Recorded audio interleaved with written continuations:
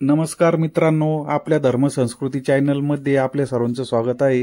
होळीचा सण झाल्यानंतर बघा, होळीपासून तर पंचमीपर्यंत हा रंगोत्सवाचा सण साजरा होत असतो. होळीचं महत्त्व काय आहे आपण हे बघितलंच, पण रंगपंचमीपर्यंत हा सण का साजरा केला जातो? तसेच रंगपंचमीच्या दिवशी महाराष्ट्रातील सर्वात मोठी यात्रापैकी एक म्हणजे कानिफनाथ मढी देवस्थानची यात्रा असते. या मढी देवस्थानची यात्रेचं महत्त्व काय आहे आणि त्याबद्दल तिथल्या परंपरा काय याबद्दल आपण माहिती बघूया. तर बघा, होळीचा सण झाल्यानंतर बघा, उत्तर भारतामध्ये होळीची खूप मोठी धूम असते आणि त्या भागात खूप मोठ्या प्रमाणावर हा सण साजरा केला जातो. कारण आपण बघितलं होलिकेचं ज्यावेळेस दहन झालं, ते जे उत्सवाचीच परंपरा ज्यावेळेस गोकुळामध्ये श्रीकृष्ण होते त्यावेळेस ज्यावेळेस कंसांनी त्यांना मारण्यासाठी राक्षसीन पाठवली होती, त्यावेळेस तिचा वध केल्यानंतर तिची सुद्धा होळी केली होती आणि ती आवाढव्य राख साचली होती. त्या दिवसापासून नंतर श्रीकृष्णांनी राधेवर रंग उधळला आणि गोकुळामध्ये रंगोत्सवाची सुरुवात झाली. तर हा पण एक रंगपंचमीच्या सणाची या मागची एक आख्यायिका आहे. त्याच्यानंतर बघा, रंगपंचमी पंचमीपर्यंत म्हणजे जोपर्यंत फाल्गुन वद्य पंचमीपर्यंत हा सण मोठ्या प्रमाणावर साजरा केला जातो. पूर्ण महाराष्ट्रातच नाही तर पूर्ण भारतभर हा सण साजरा केला जातो. पण आपण आज बघणार आहे कानिफनाथ देवस्थानची परंपरा काय आहे. तर बघा, नवनाथांपैकी एक कानिफनाथ महाराज हे जालिंदर महाराज यांचे शिष्य होते. त्यांचा हत्तीच्या कानातून जन्म झाला म्हणून त्यांचं नाव कानिफनाथ ठेवलं.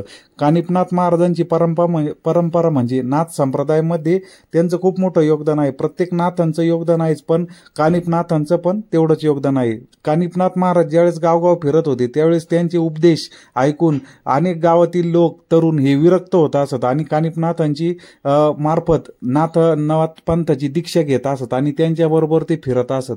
म्हणजे अशा प्रकारे नवनाथांपैकी कानिफनाथांची खूप मोठी शिष्य परंपरा झाली. ज्यावेळेस ते असे एखाद्या गावातून चालले तर गावातले कितीतरी लोक म्हणजे त्यांच्या मागं संन्यास दीक्षा घेऊन त्यांच्या मागं चालायचे. असे त्यांचा खूप मोठा मेळा पूर्ण भारतभर फिरत होता.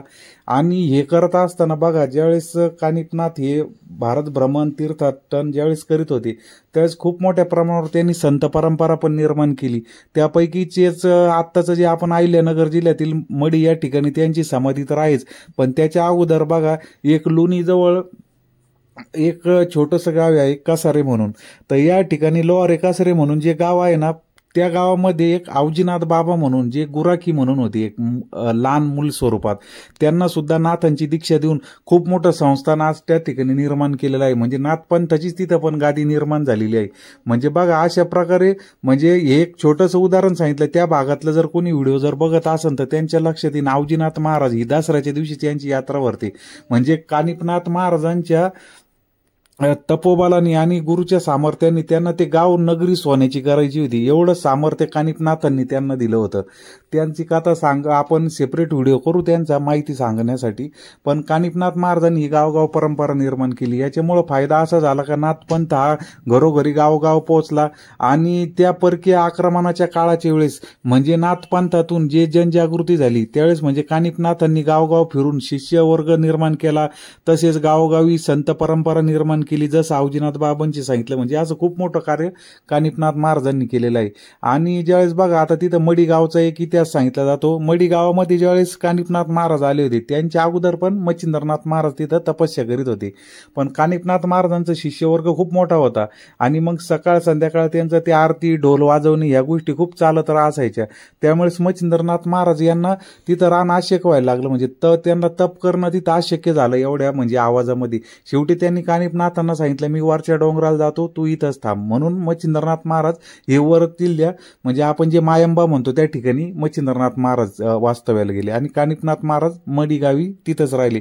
आणि शेवटी अवतार कार्य संपवायचं म्हणून त्यांनी त्या ठिकाणी संजीवन समाधी घेतली. फाल्गुन वद्य पंचमीला त्या दिवशी त्यांनी संजीवन समाधी घेतली. बघा, नाथांनी फक्त नावाला संजीवन समाधी घेतलेलं आहे, पण आज बी नाथांचं भ्रमण चालूच आहे. आपण त्या ठिकाणी गेलो, आपली कोणती समस्या असली जरी सांगितलं तरी त्या ठिकाणी आज बी समस्यांचं निवारण होत असतं.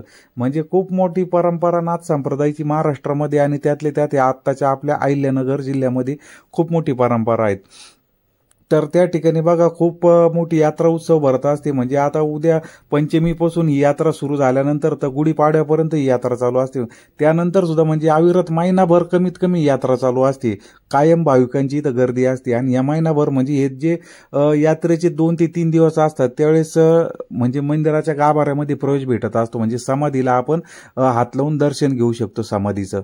म्हणजे अशा प्रकारे कानिफनाथांचं म्हणजे मडी गावात त्यांनी वास्तव्य करून स्थानाची महती वाढवली. आणि आज महाराष्ट्रच नाही तर बाहेरून सुद्धा लोक तिथं येतात आणि दर्शन घेत असतात.